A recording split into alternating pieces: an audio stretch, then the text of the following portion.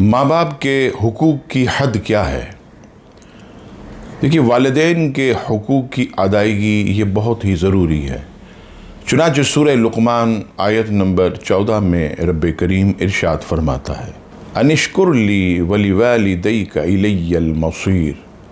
ترجمہ یہ کہ حق مان میرا اور اپنے ماں باپ کا آخر مجھے تک آنا ہے۔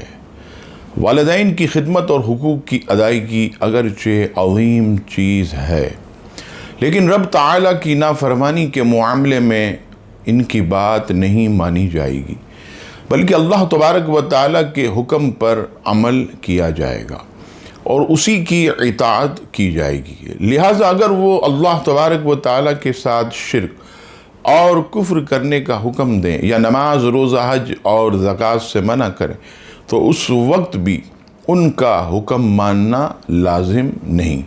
چنانچہ سورہ لقمان کی آیت نمبر 15 میں ارشاد باری تعالیٰ ہوا، وَإِن جَاهَدَاكَ عَلَىٰ أَن تُشْرِكَ بِي مَا لَيْسَ لَكَ بِهِ عِلْمٌ، اور اگر وہ دونوں تجھ پر کوشش کریں کہ تو کسی ایسی چیز کو میرا شریک ٹھہرائے جس کا تجھے علم نہیں، تو ان کا کہنا نہ مان۔